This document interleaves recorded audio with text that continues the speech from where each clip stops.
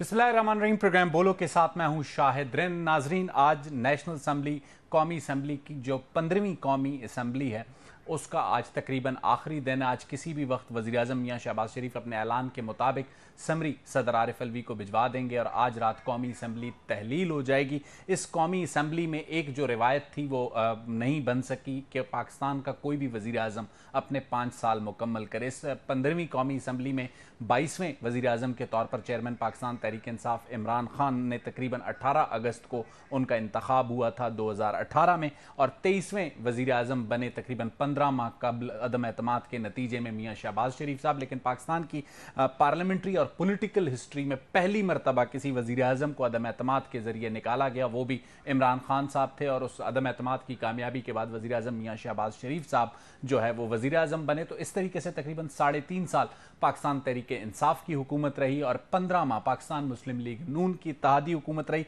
अगर हम काबीना की तादाद देखते हैं तो साबिक वज़ीर आज़म और PTI के जो बानी हैं उनकी काबीना के अरकान की तादाद तकरीबन 85 के लगभग थी, और वज़ीर आज़म शहबाज शरीफ 88 रुकनी काबीना के साथ लीड किया उन्होंने इमरान खान साहब को। PTI के 3.5 सालों में 126 बिल मंजूर हुए। उसके अलावा PTI ने 3.5 सालों में 72 ऑर्डिनेंसेस जारी किए। PDM के दौरे हुकूमत में असम्बली से 92 बिल मंजूर हुए। PDM हुकूमत ने 4 दिनों में 54 बिल मंजूर करवाई। ये आखिरी 4 दिन है नाजरीन, और एक मुनफरिद रिकॉर्ड कायम किया। 27 जुलाई 2022 को कौमी असम्बली ने 24 बिल मंजूर किए। 28 जुलाई 2022 को कौमी असम्बली ने 29 बिल मंजूर किए। ये एक परफॉर्मेंस थी इस नेशनल असम्बली की। बिलावल भुट्टो जरदारी सबसे ज्यादा बोलने वाले स्पीकर रहे कौमी असम्बली में, और आज भी जब कौमी असम्बली का इजलास मुलतवी हुआ तो वो दफ्तर खारजा में अब से कुछ देर कबल मीडिया ब्रीफिंग दे रहे थे, जहां वज़ीर आज़म मियाँ शहबाज शरीफ और उनकी टीम ने आज अलविदाई इजलास में अपनी कामयाबियां गिनवाई। वहीं राजा रियाज साहब ने भी उसका क्रेडिट लिया। अपोजिशन लीडर ने तो वजीर खारजा बिलावल भुट्टो जरदारी भी दफ्तर खारजा पहुंचे और वहां पर उन्होंने न्यूज़ ब्रीफिंग की और अपनी जो मिनिस्ट्री की परफॉर्मेंस है वो हमें बताई। लेकिन वज़ीर आज़म मियाँ शहबाज शरीफ ने कौमी असम्बली में खिताब करते हुए क्या कहा, जरा सुनिए। ये 16 माह मुख्तर तरीन अरसा है किसी भी हुकूमत के लिए। पिछली हुकूमत का जो बोझ बदतरीन गफलत और बदतरीन नाकामियों की बदौलत वो हम पे आ पड़ा। सारी हुकूमत के ज़ोमा और काबीना ने और अरकान ने मिलकर इसका मुकाबला किया। बदतरीन सैलाबों का मुकाबला किया। IMF का मुआहदा हो गया और पाकिस्तान डिफॉल्ट के खतरे से निकल चुका। इंशाअल्लाह मिलकर जहां भी होंगे, जैसे भी होंगे, हम पाकिस्तान को जरूर अजीम बनाएंगे और कर्जों से जान छुड़ाएंगे और पाकिस्तान को अपने पांव पे खड़े करेंगे। मैं आज रात आपकी और ऐवान की इजाजत से मैं सदर पाकिस्तान असम्बली की तहलील के लिए एडवाइस भेजूंगा। पाकिस्तान पाइंदाबाद, कायदे आजम जिंदाबाद।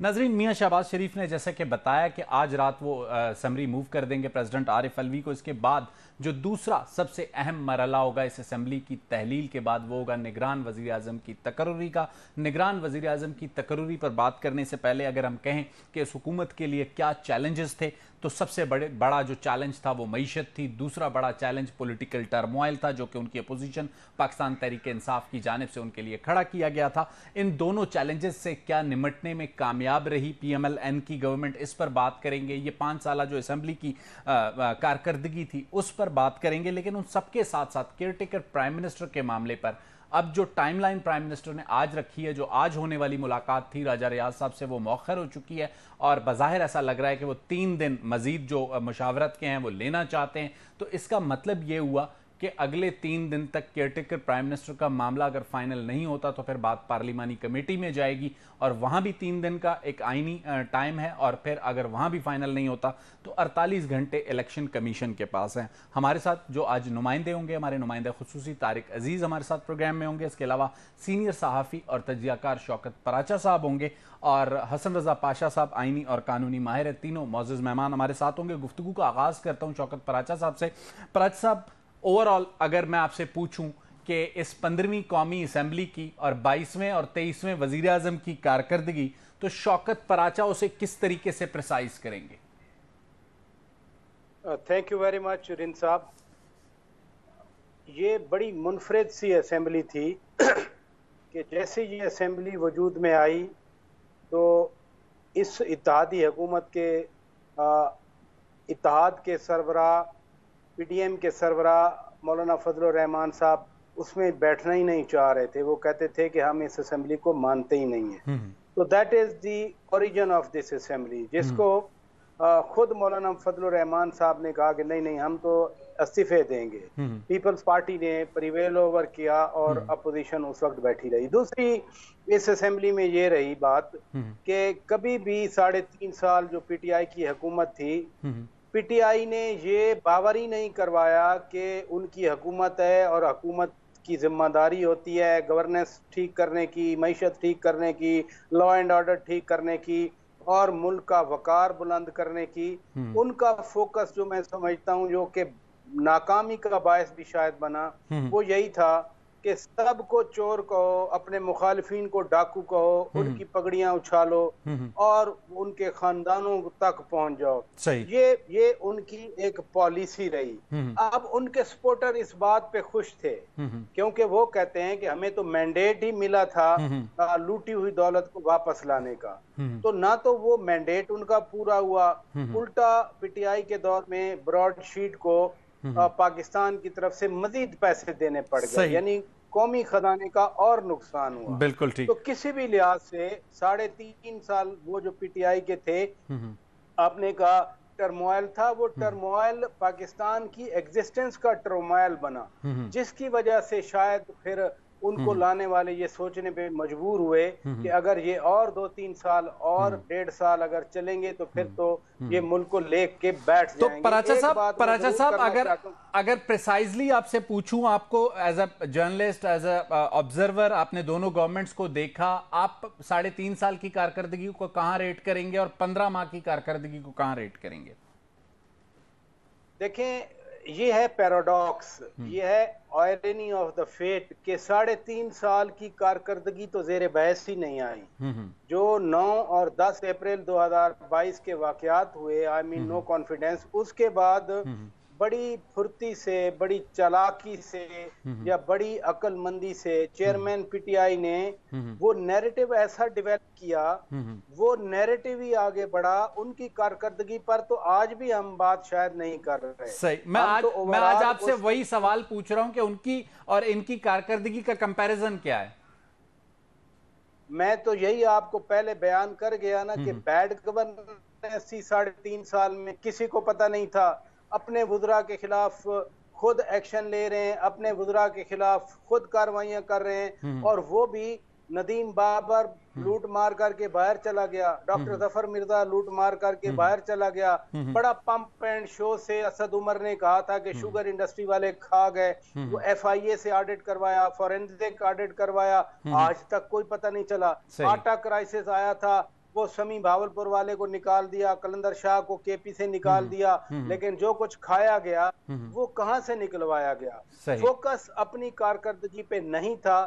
दूसरी जो 15 माह वाली गवर्नमेंट थी, जब वो 3.5 साल वाले गए तो वो कह रहे थे कि जी ये मुल्क डिफॉल्ट कर जाएगा और खुदा न खास्ता हम श्रीलंका बन जाएंगे। इस 15 महीने की हुकूमत ने कम से कम इतना तो डिफॉल्ट से बचाया, ये सबसे बड़ी कामयाबी है। पराचा साहब, एक छोटा सा मैंने ब्रेक लेना है, ब्रेक के बाद आते हैं तो तारिक अजीज भी हमारे साथ होंगे, पाशा साहब भी हमारे साथ होंगे। केयरटेकर प्राइम मिनिस्टर के मामले पर इनसाइट क्या है आपको बताएंगे। लेते हैं एक छोटी सी ब्रेक।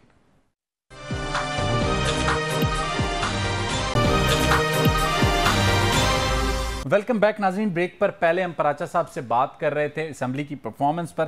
तारिक अजीज ने हमें ज्वाइन कर लिया है और ब्रेक के बाद बात करेंगे केयरटेकर प्राइम मिनिस्टर के हवाले से उनके पास क्या इनसाइट स्टोरी है। सारा दिन पार्लियामेंट में अपने चैम्बर में बैठे गए, वहाँ पे उसके बाद फोटो सेशन के लिए भी आए प्राइम मिनिस्टर के साथ। अच्छा, स्टोरी क्या है बेसिकली उस पर आइएगा। सेशन भी हुआ था, उनका लेफ्ट राइट बैठे हुए थे, एक दफा स्पीकर, एक स्टोरी ये थी एक्चुअल जो मेरी इन्फॉर्मेशन है कि ये थोड़ा मामला इसको थोड़ा डिले करना चाहते हैं। प्राइम मिनिस्टर साहब ने भी अपनी तकरीर में कह दिया कि हमारे पास 3 दिन है। जी 3 दिन है। वो यही है कि कल ये मुलाकात होगी, मुलाकात में लीडर अपोजिशन भी अपने 3 नाम देंगे, 3 नाम प्राइम मिनिस्टर साहब देंगे। सही।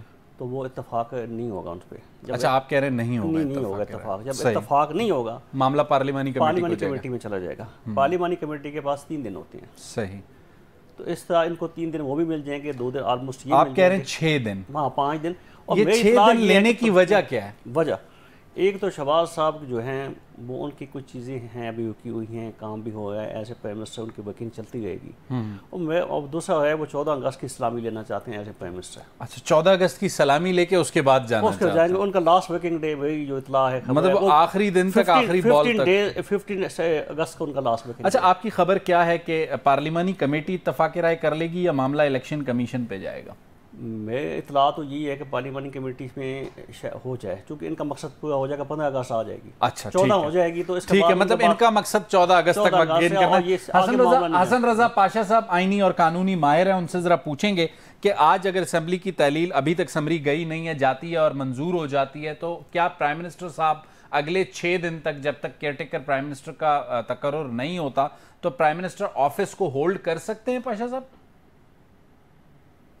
जी, डे टू डे अफेयर के लिए तो वो होल्ड कर सकते हैं, लेकिन कोई ऐसा डिसीजन नहीं ले सकेंगे क्योंकि असेंबली फंक्शनल नहीं होगी, सिर्फ सेनेट ऑफ पाकिस्तान होगी। तो मेरा नहीं ख्याल कि कोई ऐसा काम करेंगे। जैसे आपके नुमाइंदा खुसूसी फरमा रहे हैं, लगता यही है कि 14 अगस्त की जो सलामी है वो लेना चाहेंगे, और ठीक है, उनका अगर टाइम है आइन के मुताबिक, अगर उनके पास टाइम है 15 अगस्त तक, तो वो अवेल करते हैं, तो इसमें कोई मजाका नहीं है। बिल्कुल किसी को एतराज भी नहीं होना चाहिए, करने दें उनको। आखिरी दिन अगर वो 14 अगस्त की जो है वो खुशी सलामी, अगर सिर्फ मामला पाशा साहब, अगर मामला सिर्फ सलामी की हद तक है तो किसी को मेरा ख्याल है पॉलिटिकली भी एतराज नहीं होगा, जर्नलिस्टिकली भी नहीं होगा, लेकिन अगर मामला सलामी से कहीं आगे का है, पाशा साहब चाहूंगा कि आप जरा जो भी कारकर्दगी थी पार्लियामान की, आप चूंकि कानूनदान है और हमने देखा कि एक हेड ऑन सिचुएशन थी last 15 months at least between judiciary and parliament, आपके ख्याल में किसी हद तक जो है ना वो क्लैश तक सिचुएशन नहीं गई और खैर खैरियत से पार्लियामान ने अपना वक्त मुकर्रर कर लिया और कोई और वजीर आजम नाअहल भी नहीं हुआ कम अज कम? मैं समझता हूं कि दोनों तरफ से दानिशमंदी का मुजाहरा किया गया और मामलात को उस नहज तक नहीं पहुंचाया गया जहां पे इस तरह का क्रैश हो जाता कि पार्लियामान के लिए प्रॉब्लम बनती या जुडिशरी के लिए। इसमें अगर क्रेडिट दूंगा चीफ जस्टिस ऑफ पाकिस्तान साहब को कि उन्होंने वाकई कुछ ऐसे मामलात किए कि वो क्लैश की सूरत हाल ना बनी।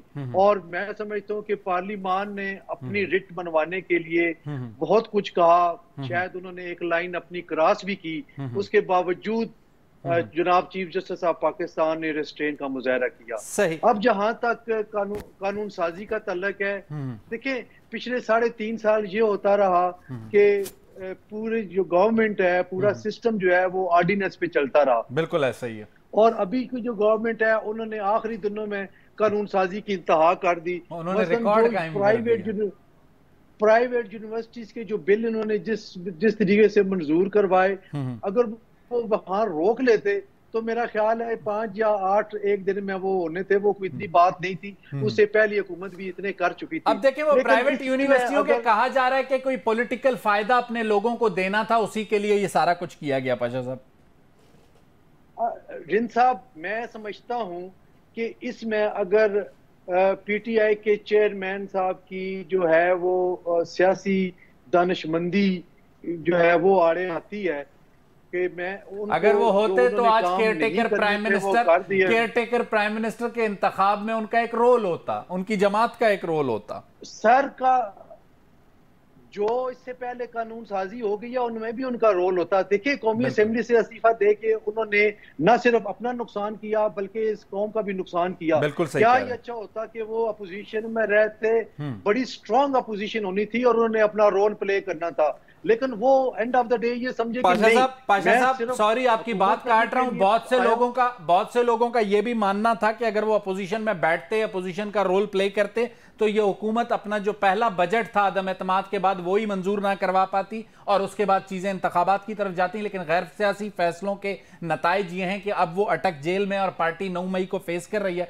शौकत पराचा साहब, केयरटेकर प्राइम मिनिस्टर का मामला, रोज एक नया नाम सुनते हैं। कल तक हफीज शेख रेस में लीड कर रहे थे, आज जलील अब्बास जिलानी की एंट्री हो चुकी है, कहीं मोहम्मद मियां सूमरो, कहीं कामरान टेसोरी और कहीं जस्टिस तसद्दुक हुसैन जिलानी। इतने नाम है कि गिनती पूरी हो जाए, गिनती के लफ्ज खत्म हो रहे हैं, नाम बढ़ते जा रहे हैं। ये तो सिर्फ वजीर आजम पे सूरत हाल है, फेडरल कैबिनेट को छोड़ दें, 2 सूबों में बनना है छोड़ दें। What's your insight? तारिक ने तो अपनी इनसाइट बताई कि 14 तारीख तक नहीं होगा निगरान वजीर आजम का तकर्रुर, आपकी इनसाइट क्या है? बात यह है कि 14 तक अगर नहीं होगा तो ये तो एक स्टेज्ड चीज है ना, ये आर्टिफिशियल चीज है। लीडर ऑफ द हाउस और लीडर ऑफ द अपोजिशन में नाम पर इख्तलाफ राय होना ये कोई नेचुरल चीज नहीं होगी। पर अच्छा साहब, हमारे पास जरा 2 मिनट है, 2 मिनट में सिचुएशन को समेटना है आपने। जी, मैं कह रहा हूँ ना कि ये अननेचुरल चीज होगी, आर्टिफिशियल होगी, इसका हकीकत से तो कोई ताल्लुक नहीं होगा। बिल्कुल ठीक है। और मियां शहबाज शरीफ अप्रैल से लेकर अगर वो अगस्त तक हैं तो 8 दिन 6 नहीं होंगे, 8 दिन होंगे, क्योंकि अगर वो स्टेज किया है तो फिर तो मामला इलेक्शन कमीशन के पास आएगा। दूसरी बात बड़ी इंपॉर्टेंट है और वो है वजीर आजम, निगरान वजीर आजम का नाम। आप तीनों माशाल्लाह बड़े सीजनड हैं। पाशा साहब माशाल्लाह सब कुछ समझते हैं। पाशा साहब हमसे ज्यादा सीजनड है, मैं आप तीनों से कम। अच्छा, तारिक अजीज भी माशाल्लाह मेरे दोस्त हैं, अजीज हैं। सुने मैं जो कहना चाह रहा हूँ क्या वाकई मैं यकीन कर लूं या आप लोगों को यकीन कर लेना चाहिए कि कोई निगरान वजीर आजम की सिलेक्शन नहीं हो सकी अभी तक और मामला डिस्प्यूटेड है? कहाँ बैठे हैं हम लोग, क्या बात कर रहे हैं हम?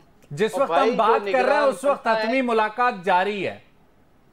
नहीं, सुने, इन मुलाकातों का कोई ताल्लुक नहीं है। जिन्होंने बनना है वो फाइनल हो चुके हैं नाम, ठीक है सर। फिर नाम दे दें पराचा साहब, ऑन अ लाइटर नोट हमें कोई इशारा दे दें, प्रोफेशन बता दें। नहीं, ये लाइटर नोट वाली बात नहीं है, लाइटर नोट वाली बात नहीं है। ना सिर्फ निगरान वजीर आजम नॉमिनेट क्या वो सिलेक्शन हो चुकी है, बल्कि काबीना भी हो चुकी है। पराचा साहब लास्ट मिनट है, सियासतदान, इकोनॉमिस्ट, टेक्नोक्रेट, रिटायर्ड जज, रिटायर्ड जर्नल, कौन? अरे भाई ये सब सियासतदान है आजकल। अच्छा, ये सब सियासतदान है, सही, सब सियासतदान है। आप इनसे बैठ जाएं, आप, मैं और तारिक अजीज तो हम तो रिपोर्टिंग भी करते हैं। आप तो पक्के रिपोर्टर हैं, अभी तक खबर नहीं दे रहे सर हमें। नहीं, वो हमसे ज्यादा अच्छी रिपोर्टिंग कर रहे हैं जितने प्रोफेशन आपने बताए हैं। इसलिए मैं ये कह रहा हूँ कि सब कुछ हो चुका है। सिर्फ एक सवाल का मुझे जवाब चाहिए, वो नहीं मिल रहा। वो ये है कि निगरान हुकूमत आइन के मुताबिक 90 दिन की है, वो 6 महीने की है। पाशा साहब 30 सेकंड में प्रिसाइज करें, आईनी और कानूनी सवाल है, आप ही जवाब दे सकते हैं। 30 सेकंड। देखिए, मेरा ख्याल है पराचा साहब टू सम एक्सटेंट दुरुस्त फरमा रहे हैं। और ये इस तरह देखिए, leader of the opposition, sir 15 second है, जवाब दे दें। 90 दिन के बाद क्या होगा? जी, 90 दिन के बाद इलेक्शन नहीं होगा। इलेक्शन थोड़ा सा आगे जाएगा, एंड ऑफ फरवरी या मार्च तक। और ये आईनी होगा पाशा साहब, ये आईनी होगा? आईनी तो 90 दिन के अंदर ही होना है। लेकिन पाशा साहब आपका बहुत बहुत शुक्रिया। पाशा साहब आपका, पराचा साहब का बहुत बहुत शुक्रिया, तारिक अजीज साहब का। नाज़रीन लेते हैं एक छोटी सी ब्रेक के बाद दोबारा हाजिर होते हैं।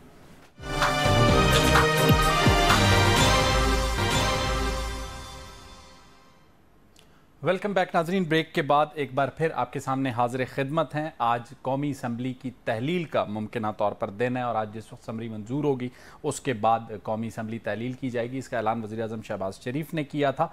लेकिन इस हुकूमत को जहां पॉलिटिकल महाज पर चैलेंजेस का सामना करना पड़ा, वहीं इन 15 माह में जो उनका सबसे बड़ा चैलेंज था वो माशी महाज पे था, इकनॉमिक फ्रंट पे था। और इसमें अगर एक कामयाबी PMLN और उसकी कोलिशन गवर्नमेंट्स को दी जाए तो वो मुल्क को डिफ़ॉल्ट होने से बचाना था। लेकिन अगर नाकामियों में गिना जाए तो महंगाई जो आम आदमी को उसने सबसे ज़्यादा मुतासर किया वो उसकी नाकामियों में हो सकती है। खाकान हसन नजीब साहब माहिर मईशत हैं, प्रोग्राम के आखिरी सेगमेंट में हमारे साथ होंगे।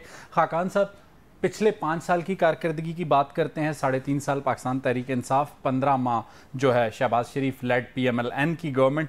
आपकी नज़र में माशी तौर पर बेहतर फैसले किस गवर्नमेंट ने किए?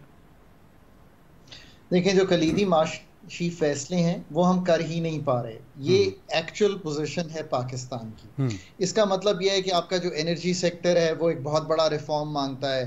आपकी एसओईज बहुत बड़ा रिफॉर्म मांगती हैं, आपकी एक्सपोर्ट का जो एंटी बायस है उसको उठाना एक बहुत बड़ा रिफॉर्म मांगता है।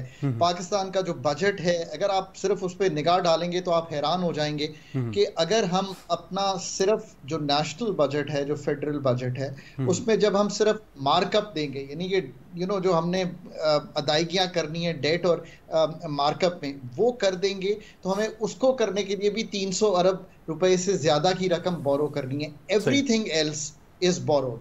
पेंशन्स हो गई, हमारा डेवलपमेंट बजट हो गया, हमारे जो सिविल सर्विसेज को चलाना है, आर्म्ड फोर्सेस को चलाना है। ये है इस वक्त का पाकिस्तान का इकोनॉमिक सिनारियो। फिर आपने सही कहा, from the brink of default जिस चीज ने हमें बचाया है वो IMF है। मैंने एक्चुअली पिछले संडे को एक आर्टिकल लिखा है, उसका टाइटल ही ये है कि Pakistan from the brink of default. अगर IMF के साथ एग्रीमेंट ना होता तो हम बिल्कुल मतलब चाइना को छोड़ के कोई और आपको रकम देने को तैयार नहीं था।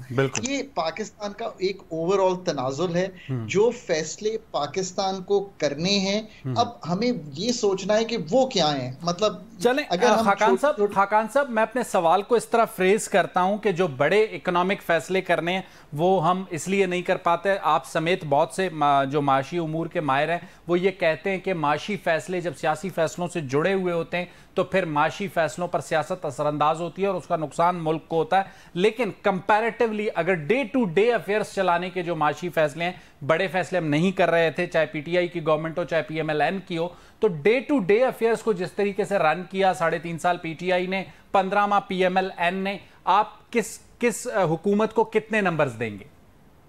तो इन दोनों में एक ही चीज कॉमन है। देखिए ना क्या कॉमन है पिछले 5 साल में। The IMF programme is common. So दोनों हुकूमतों को IMF के प्रोग्राम में जाना पड़ा। दोनों हुकूमतों को IMF के प्रोग्राम में जब वो गई तो एक चीज कॉमन जो हमने आपको नजर आई कि पहले PTI ने डिले किया जाने में, फिर PMLN ने पिछले नवंबर से आप अगर जून तक देखें तो एक डिले हुआ। मतलब आपकी बात से, सॉरी आपकी बात को काट रहा हूं, असद उमर साहब और इसाक डार साहब दोनों के बिहेवियर्स में कोई फर्क नहीं था? नहीं, आई थिंक हर हुकूमत ये कोशिश करती है कि फंड के साथ जो निगोशिएशन है या तो वो बेहतर हो जाए। बेहतर से मतलब है कि जो उनकी साथ कंडीशनैलिटीज हैं उनको आप कहें ईजियर कर दिया जाए, वो इतनी हार्श ना हो, इतनी हार्ड टर्म्स पे एग्रीमेंट ना हो, तो उसमें एक डिलेज आ जाते हैं। दूसरी कोशिश ये होती है कि हम किसी तरह बोरोइंग करके, for example Saudi Arabia, UAE, China, ये हमारे कलीदी वो ममालिक हैं जिनसे हम बोरोइंग करते हैं, हम ये वक्त गुजार लें। पर ये भी याद रखिए कि जो चीज कॉमन है ना वो फिर वही है। मैं इसलिए ये बात कहता हूं कि अब हम एक ये टेन्योर खत्म कर रहे हैं एक डेमोक्रेटिक गवर्नमेंट का, हम केयर टेकर में जा रहे हैं, हम एक नई हुकूमत में जाएंगे 4-5-6 माह बाद। हमें ये सोचना है कि आखिर ये 5 साल जो गुजरे हैं उसमें IMF के अलावा तो आपको कोई ऐसी चीज नहीं ना दिखाई देगी। खाकान साहब, एक बहुत अहम नुक्ता आपने कहा 4-5-6 माह बाद कॉन्स्टिट्यूशनली और जो हमारे सामने बातें आती हैं, आलमी जो इदारे हैं जो हमें फाइनेंसिंग करते हैं, जैसा कि स्टैंड बाय एग्रीमेंट ही हम देख लें जो IMF का है, उन्होंने कहा जी एक जो किस्त है वो मौजूदा हुकूमत, एक किस्त निगरान हुकूमत और एक किस्त अगली हुकूमत को दी जाएगी। तो इसका मतलब है वो इशारे दे रहे हैं कि आपने 90 दिन में इंतखाबात कराने हैं। बज़ाहिर जो इस वक्त पॉलिटिकल सर्कमस्टांसेस बन रहे हैं उसमें हमें 90 दिन में इंतखाबात नजर नहीं आ रहा है। तो अगर ये मामला 6 महीने तक जाता है तो एक केयर टेकर गवर्नमेंट पे क्यों ट्रस्ट करेगी IMF? So this is a very important point. एक तो है कि these caretakers cannot be people जो कि prepared ना आ रहे हों, and I say this मतलब विद फुल कन्विक्शन। ये मैं क्यों कह रहा हूँ, आप ये देखिए कि 30 सितंबर को बहुत इंपॉर्टेंट टारगेट्स हैं जो आपने मीट करने हैं to stay in the programme. इसकी क्या गारंटी है? आप एक प्रोग्राम इनकम्प्लीट छोड़ के आ रहे हैं, इस चीज को बिल्कुल ना भूलिए। आप एक 9 महीने के नए प्रोग्राम में अब हैं। आपको 30 सितंबर को इसी ये जो मैंने इतना डिटेल्ड अकाउंट लिखा उसमें मैंने लिखा है कि आपको क्या क्या करना है to get to the benchmarks, to get to the targets, to get to the जिसे हम कहते हैं क्राइटेरिया जो आपको 30 सितंबर को मीट करने हैं, ताकि नवंबर का जो रिव्यू है जो कि अब लग रहा है कि शायद केयर टेकर्स को कराना पड़ेगा, वो रिव्यू जो है वो कंप्लीट होता है और आप फंड के प्रोग्राम में रहते हैं। ऐसा भी हो सकता है कि वो अगर जनवरी में इलेक्शंस हो रहे हो तो वो रिव्यू महीना 2 डिले हो जाए, if they still want to go with the new government. Elected government. Khaqan साहब, आपके ख्याल में ऐसे हालात में जब आप कह रहे हैं कि सितंबर में जिसे कहते हैं एक रिव्यू होना है, नवंबर में चीज़ें रिलीज होनी हैं, ऐसे वक्त में हम एक ऐसी चीज़ भी देख रहे हैं जो पॉलिटिकल सिचुएशन इस वक्त बनी हुई है, केयरटेकर प्राइम मिनिस्टर के मामले पे पॉलिटिकल पार्टीज का एक स्टांस है कि जी केयरटेकर प्राइम मिनिस्टर किसी पॉलिटिशियन को होना चाहिए। डार साहब का नाम दिया जा रहा है, शाहिद खाकान अब्बासी साहब का, मखदूम अहमद महमूद का, लेकिन कुछ हलकों का ये ख्याल है कि इस वक्त जिस किस्म की इकोनॉमिक सिचुएशन है, एक अच्छा इकोनॉमिक रिफॉर्म्स रखने वाला टेक्नोक्रेट लाइक हफीज शेख या कोई और नाम हो सकता है, उन्हें लाके इकोनॉमिक जो फैसले हैं उन्हें ज़रा सख्ती के साथ किया जाए ताकि ये जो 3 से 6 माह का अरसा है उसमें सेटिस्फाइड रहें आलमी इदारे भी और पाकिस्तान की मईशत भी अपने ट्रैक पर रहे। तो आपके ख्याल में क्या सूट करेगा, कोई पॉलिटिकल मॉडल केयरटेकर के लिए या फिर कोई फाइनेंशियल या टेक्नोक्रेट टाइप मॉडल सूट करेगा? पाकिस्तान का जो IMF का प्रोग्राम है और सारी रेसिपिएंट कंट्रीज में जो फंड के प्रोग्राम होते हैं वो सारा लीड कर रही होती है फाइनेंस मिनिस्ट्री, जो इसको ट्रेजरी कहते हैं कई ममालिक में। पाकिस्तान की फाइनेंस मिनिस्टर ही इसको लीड करेगा, पाकिस्तान का फाइनेंस मिनिस्टर ही इसको इम्प्लीमेंट करेगा। पर मैं इससे आपको आगे की बात कहता हूं, पाकिस्तान को अपने स्टेट एपरेटस में एक टीम बिल्ड करनी है अगर उन्होंने ये 23वां प्रोग्राम कंप्लीट करना है। It is much beyond just thinking कि एक शख्सियत या 2 अशखास जो हैं वो मिलकर इसको कर सकते हैं। वो टीम प्राइवेटाइजेशन की भी है, वो टीम एनर्जी की भी है, वो क्यू ब्लॉक की बजटिंग रेवेन्यू साइड की भी है। आपको एक टीम बिल्ड करनी है और इसको एक प्रोजेक्ट समझकर फैटफ की तरह इसको एक प्रोजेक्ट समझकर कंप्लीट करना है। खाकान साहब, बहुत अहम नुक्ता आपने कहा कि फैटफ की तरह इसको डील करना होगा। तो फिर इसका मतलब है कि जैसे फैटफ में हमने देखा कि हम फैटफ में फैसलों पर नहीं जा पा रहे थे जब तक कि आर्मी ने इंटरवीन नहीं किया, चीफ ऑफ आर्मी स्टाफ ने अपने लोग डिप्यूट नहीं किया, मैं फैटफ से नहीं निकल सक रहे थे। और आपने जो 2-3 अहम बातें की निजकारी के, पावर सेक्टर की और इस हवाले से, तो मेरा ख्याल है इस वक्त प्राइम मिनिस्टर के इंतखाब से ज्यादा जो केयरटेकर कैबिनेट का इंतखाब होगा वो बहुत अहमियत का हामिल होगा पाकिस्तान के माशी फैसलों के हवाले से। ये बात आपकी दुरुस्त है। आप इसको इस तरह देखिए कि 23 में से पाकिस्तान 21 प्रोग्राम इनकम्प्लीट छोड़ के आया है। हमें कुछ तो इंट्रोस्पेक्शन करनी पड़ेगी ना कि व्हाट रियली हैपेंड। जो एक प्रोग्राम पाकिस्तान ने कंप्लीट किया है वो 13-16 का था। मैं उसको इस तरह समझता हूं और आई थिंक शायद काफी समझता हूं क्योंकि मैं उस टीम का पार्ट था जब हम एंकर कर रहे थे इस प्रोग्राम को। और हम इस प्रोग्राम को कतई नजर इसके कि पॉलिटिकली क्या हो रहा है, कतई नजर इस चीज के कि क्या डिस्टर्बेंसेस आ रही हैं। बीच में 14 की एक धरने की टाइम पीरियड भी गुजरा, पर 13-16 का जो प्रोग्राम था वो ऑन ट्रैक रहा। एक प्रोफेशनल सेटअप के अंडर वो प्रोग्राम चलाया गया, उसकी हर जो खद्दो खाल थे उसका ख्याल रखा गया। आज भी यही करना है। आपको आज बैठ के, फॉर एग्जांपल मैं आपको मिसाल दे देता हूं, आज आपको जुलाई के नंबर्स देखने चाहिए और देखना चाहिए कि एक्सपोर्ट्स फॉर एग्जांपल अगर 10% कम हो गई हैं, आपने IMF को ये लिख के दिया है कि हम इस साल में एक्सपोर्ट्स को 20% से ज्यादा बढ़ा देंगे, तो आपको करेक्टिव मेजर्स आज लेने चाहिए। आपको इसी तरह बहुत सी जो अहदाफ हैं उनको वीकली मॉनिटर करना चाहिए। अब खाकान साहब एक और अहम नुक्ता मैं आपसे चाहूंगा कि आप उस पर भी जरा रोशनी डालिएगा। हमने देखा कि PTI की हुकूमत कोई माशी बड़ा रिलीफ आवाम को नहीं दे सकी। PMLN के पास चूंकि ये जस्टिफिकेशन वो देते थे कि पाकिस्तान तहरीक इंसाफ के गलत माशी फैसलों के नतीजे में हमारे लिए मुश्किलात आई और हम आवाम को रिलीफ नहीं दे सकते, तो जब 2 हुकूमतें, मुंतखब हुकूमतें जिनके पास 350 का कौमी असम्बली के ऐवान की हिमायत हासिल थी, वो आवाम को रिलीफ नहीं दे सके, कल जो केयरटेकर प्राइम मिनिस्टर आते हैं या कैबिनेट आती है, तो इन 3 से 6 माह में क्या अवाम को किसी उम्मीद है रिलीफ की, या आप समझते हैं कि अगली मुंतखब हुकूमत आने तक कोई ऐसा फैसला नहीं हो सकता जिससे अवाम को रिलीफ मिले? To be honest, I think अवाम को अपना ही तर्ज अमल चेंज करके, अपने अखराजात को कम करके ये वक्त गुजारना पड़ेगा। And I am really being honest. मेरा नहीं ख्याल कि आपको पेट्रोल की कीमत में, बिजली की कीमत में, गैस की कीमत में या फूड प्राइसेस की कीमत में ऐसा कोई खातिर खा रिलीफ मिल सकता है। अगर हम अहदाफ जो इस वक्त हम तय कर चुके हैं उन्हीं पे रहें तो शायद बहुत डाउन साइड ना हो। अभी तो डाउन साइड की प्रोटेक्शन करनी है।